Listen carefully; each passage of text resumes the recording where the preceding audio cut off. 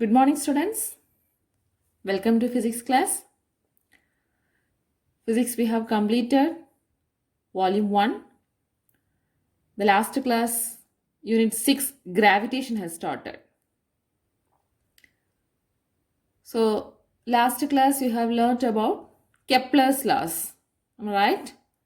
The 3 laws, that is law of orbits, law of area and law of period. What is law of orbits? Each planet moves around the sun in an elliptical orbit with the sun at one of the foci. Then law of area, the radial vector line joining the sun to a planet sweeps equal areas in equal interval of time. Then last law of period, that is t square is proportional to a cube. The square of the time period of revolution of a planet around the sun in its elliptical orbit is directly proportional to the cube of the semi-major axis of the ellipse. These Kepler's laws were explained about the planetary motion, but it fails to explain the forces responsible for it. Okay? So that forces was analyzed by Isaac Newton. Isaac Newton analyzed Kepler's laws and Galileo's observation, and he deduced the laws which is responsible or explaining the forces. So today we are going to learn universal law of gravitation, which was explained by Isaac Newton. Universal law of gravitation. The 10th standard you may have learned this law of gravitation. So here every object in the universe attracts with every other object with the force of attraction. Isn't it? Every object in the universe attracts every other object in the universe. So what does this law state? Newton's law of gravitation states that a particle of mass m1 attracts any other particle of mass m2 in the universe with an attractive force. What is the strength of this force? The strength of this force of attraction was found to be directly proportional to the product of their masses and is inversely proportional to the square of the distance between them. So this is universal law of gravitation. What is it? Newton's law of gravitation states that a particle of mass m1 attracts any other particle of mass m2 in the universe with an attractive force. The strength of this force of attraction was found to be directly proportional to the product of their masses and inversely proportional to the square of the distance between them. Mathematically, this law can be written as the force of attraction. So F vector is equal to, or F vector is directly proportional to the product of their masses m1 and m2 and inversely proportional to the square of the distance between them. So the distance may be taken as r. So square of the distance between them. So r square. So in the vector notation, we have to include the unit vector here, r cap. Understand? Otherwise, F vector is equal to G m1 m2 by r square into r cap. G m1 m2 by r square into r cap, where G is the proportionality constant. So this proportionality is removed by a constant, that is G. This is called as gravitational constant. Understand? So m1 and m2 are the masses. R. R is the distance between the two masses. Okay. And G. R is the distance. And R cap is the unit vector. Unit vector from M1 towards M2. Then G. What is G? Gravitational constant.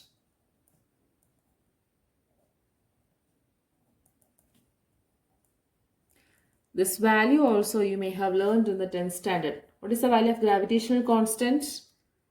Yes, it is 6.67259, or we can write 6.67 into 10 power minus 11 Newton meter square kg raised to minus 2. So this is about gravitational constant. Understand? So force is directly proportional to the product of their masses and inversely proportional to the square of the distance between them. So F vector equal to G M1 M2 by R square into R cap, where G is the gravitational constants. So we can consider the figure. This is a particle of mass M1 and this is the particle of mass M2. These are separated by the distances R. Okay. So this is the force vector F. So this denotes that the gravitational force experienced by M2 due to M1. So because of M1, this M2 mass experiences a gravitational force. F vector, which is acting towards M1, that is, it denotes gravitational force experienced by M2 due to M1.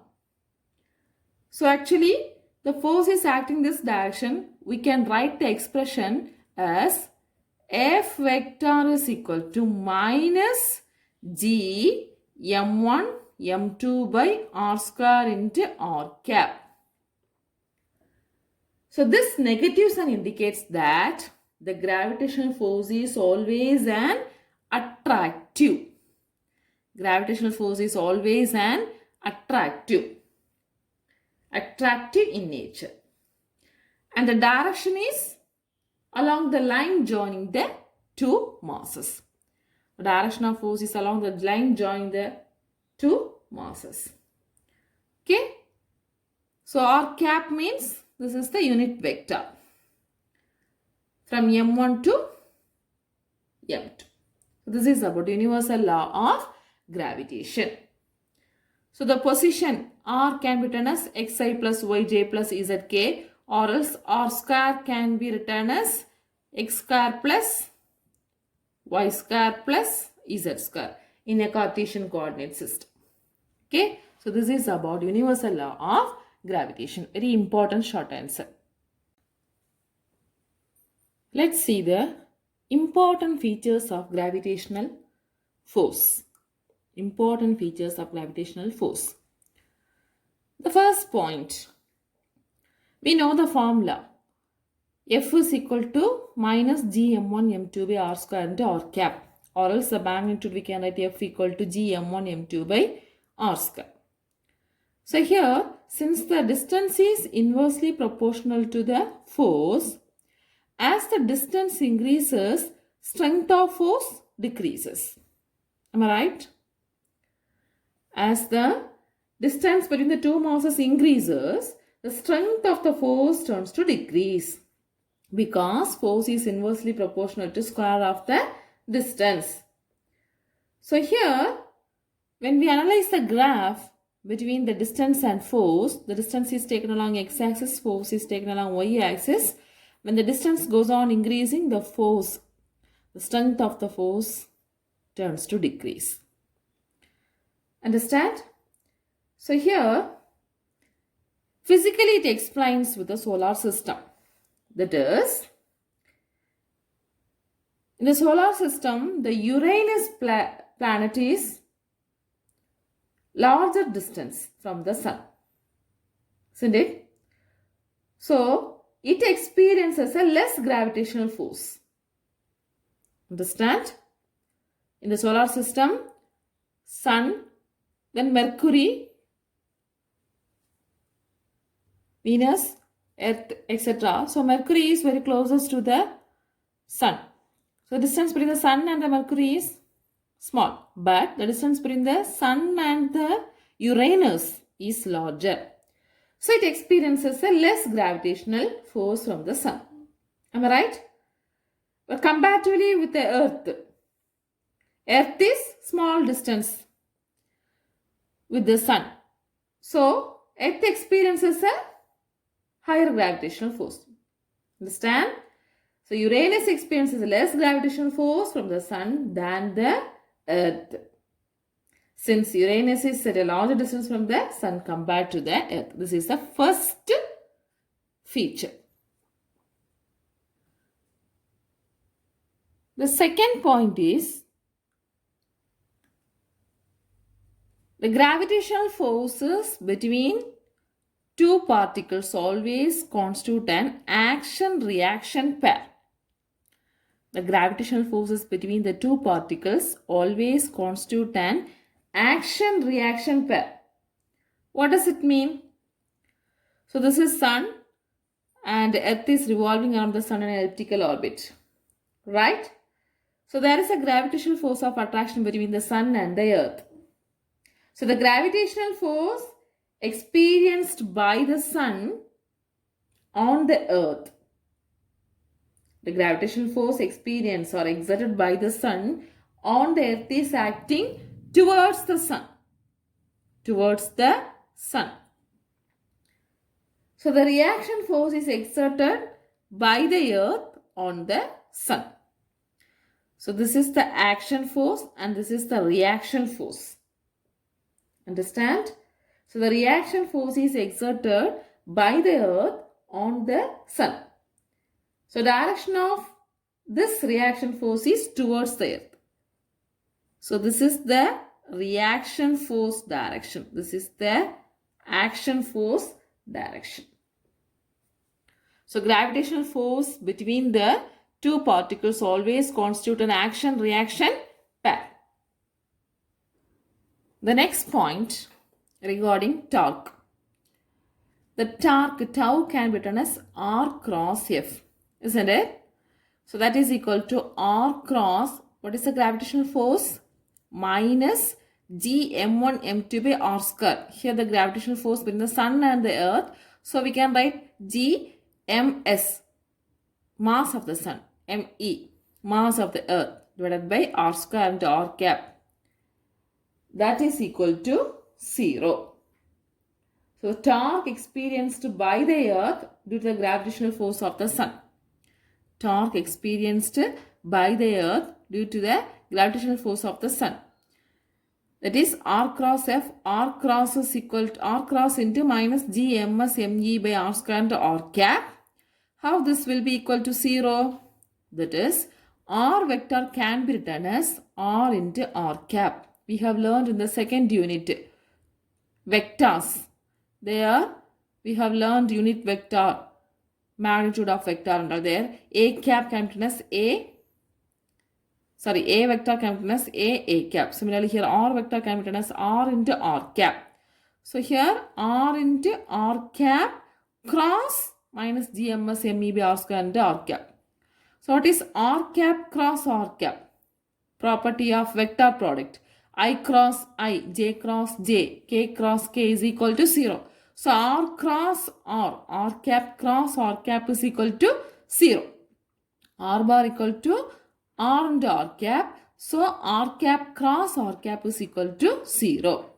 So obviously tau vector is equal to 0. Or else tau vector is equal to dl by dt is equal to 0. Where L is known as the angular momentum. L is known as the angular momentum. So tau is equal to dl by dt is equal to 0. It implies that angular momentum L vector is a constant vector. So what it explains? The angular momentum of the earth about the sun is constant. The angular momentum of the earth about the sun is constant. So it is true for all the planets. Understand? So this constancy of angular momentum leads to Kepler's second law. So 3 points we have discussed so far. The first point regarding the relation between force and the distance. The distance increases, force decreases.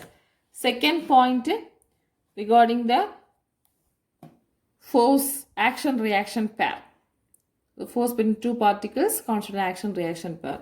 Third point, that is regarding the angular momentum. The angular momentum of the earth about the sun is constant. Okay, let's move on to the next point. Here, in the expression F equal to minus g m1 m2 by r square, the m1 and m2 masses can be treated as point masses. Okay, an assumption. M1 and M2 can be treated as point masses. That is, the earth and sun. Earth orbits around the sun due to the sun's gravitational force. So we can assume the earth and sun to be point masses. When these point masses can be considered, that is, the distance between the two bodies is very much larger than their diameters. The distance between the earth and sun is very much larger than the diameter of the earth or diameter of the sun. So, these two bodies can be treated as point masses. This is the next point. The next point, that is, in one of the case, for smaller distance also, we can consider the object as point masses. That is, the force between the hollow sphere of mass m and the point mass m can be calculated by treating the hollow sphere also as another point mass. We can consider this as a point hollow sphere of mass m. And another one, point mass, which is placed outside this hollow sphere, kept at a distance r. Okay, so the distance is smaller. In this case, because of the hollow sphere, we can consider the entire mass of the hollow sphere is acting at the center. So this hollow sphere can be considered as a point mass. Are you able to understand? To calculate the force of attraction between the hollow sphere and the point mass, which is outside the hollow sphere, this hollow sphere can be equivalent as a point mass. Okay, so the entire mass of the hollow sphere appears to be constant at the center of the body. The next point, suppose the mass m is placed inside the hollow sphere. A hollow sphere of mass capital M, in which if we place a smaller mass m inside it, what is the force? The force experienced by this m will be 0. Okay, the force experienced by this mass due to the hollow sphere of mass m is equal to 0. And the last point is, the law of gravitation concludes that the mango falling down the earth and the moon orbiting the earth, or the earth orbiting the sun, are due to the same gravitational force. The force between the sun and the earth, or the force between the moon and the earth, and the force acting on the mango which is falling down the earth is due to the same gravitational force. So these are the important features of gravitational forces. Let's move on to the next topic. Newton's inverse square law. Newton's inverse square law. Newton considered that the planets revolving around the sun, that is the orbit of planets, are circular. Okay? So for a circle or for a circular orbit, there is an acceleration acting towards the center. What is that? Yes, centripetal acceleration. Suppose this is the circular orbit. So this is the sun and this is the planet. Okay. So here this planet is revolving in a circular orbit. So the distance between the planet and the sun is at a r. So there is an acceleration acting towards the center. This is known as centripetal acceleration. So what is the value of centripetal acceleration? You have learned in the volume 1. That is A is equal to minus v square by r. A is equal to minus v square by r. Here the negative sign is the acceleration is acting towards the center. Right? So what is the value of centripetal acceleration?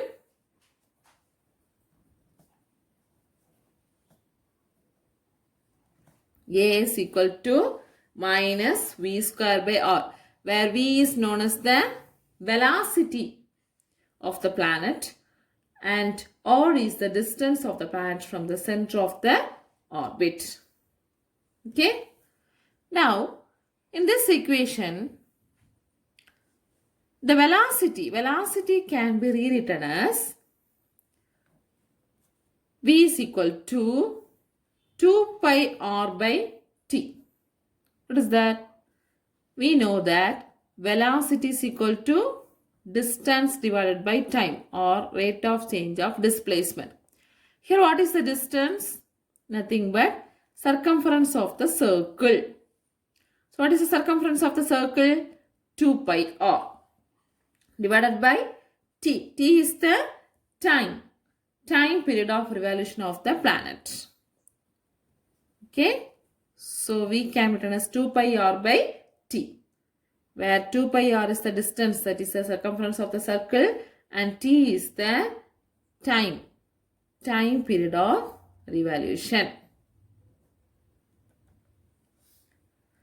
Now we can substitute this velocity in the acceleration equation. How the equation? That is A equal to minus v square by r, isn't it? What is v?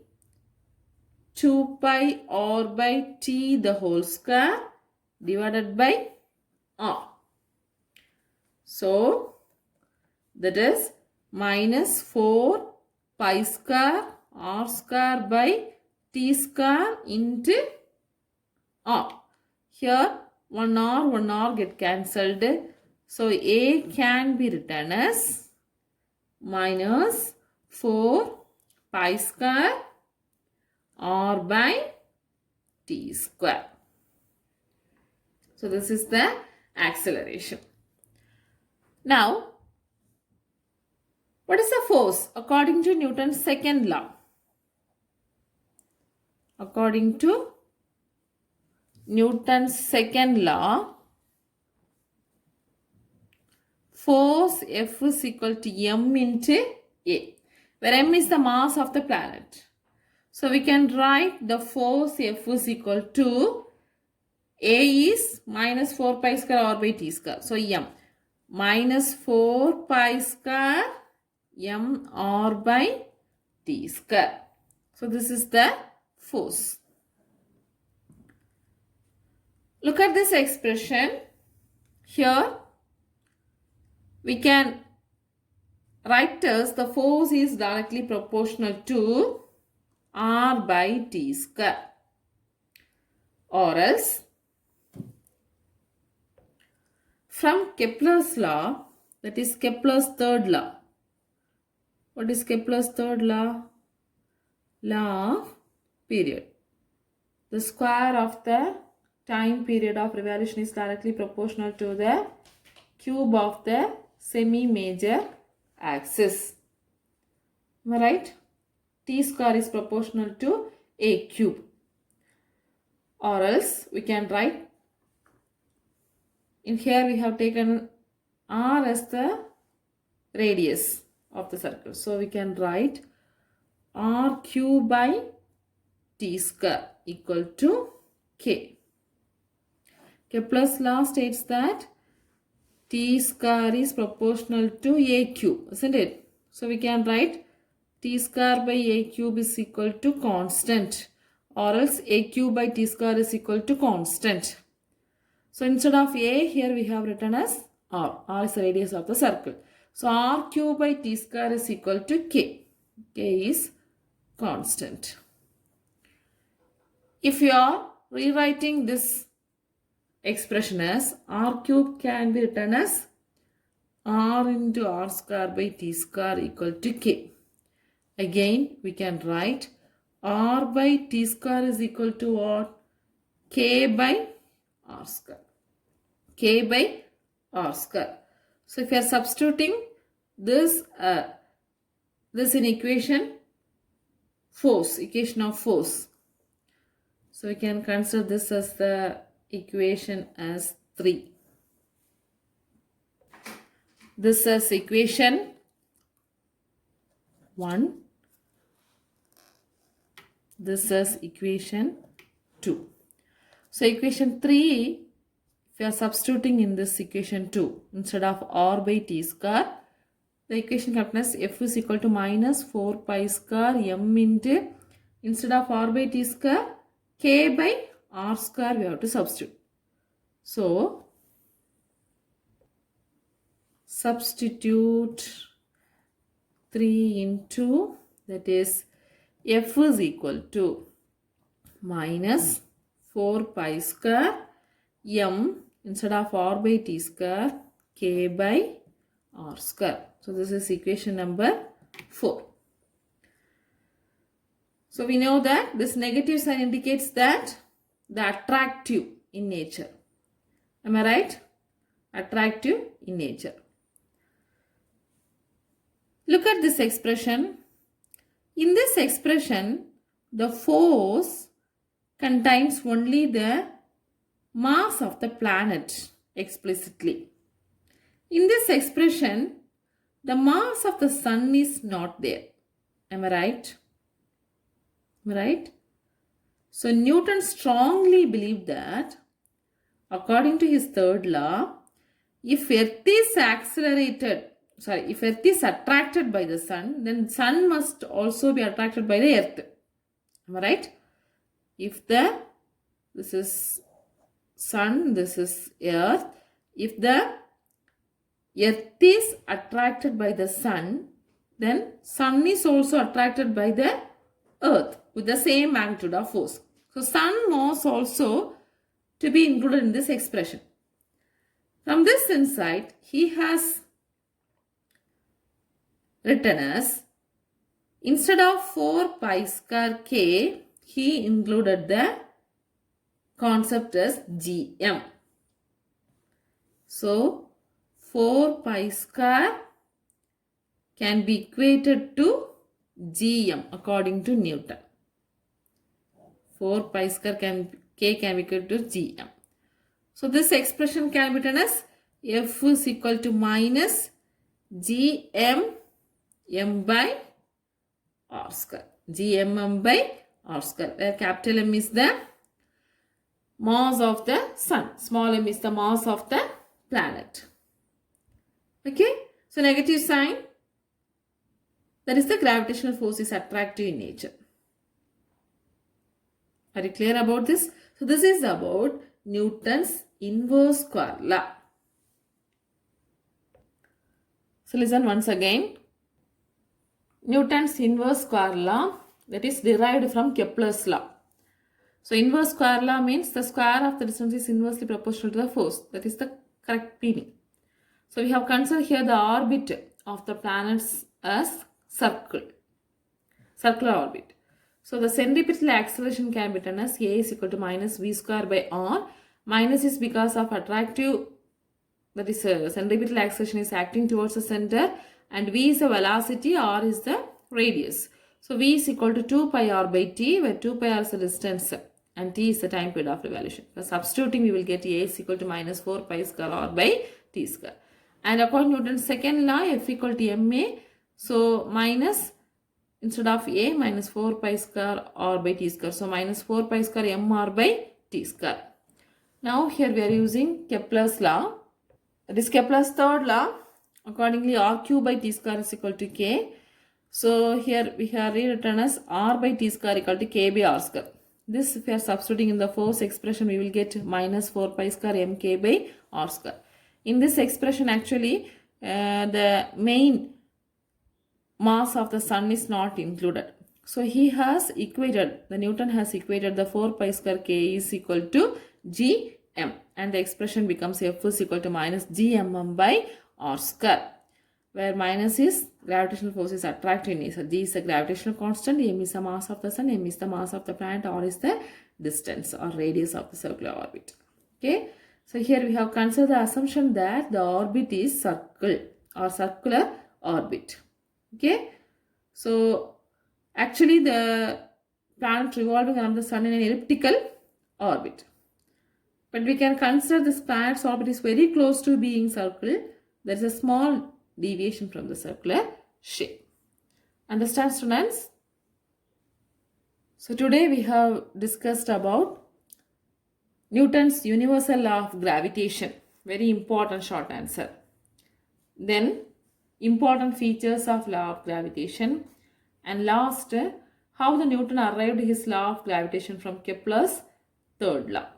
So these are the questions we have discussed. So your study portion is short answer, state Newton's universal law of gravitation. And next question, will the angular momentum of planet be conserved? Justify your answer. This is in the important features of gravitational force. In the important features of gravitational force, I think that is a third point. That is tau is equal to r cross f, that is equal to 0, dl by dt is equal to 0, L is equal to constant, that question. Then long answer, discuss the important features of law of gravitation and explain how Newton arrived at his law of gravitation from Kepler's third law. So these are the questions you have to learn. So I hope you have understood today's class. Study well, students. So we can meet in the next class. Thank you.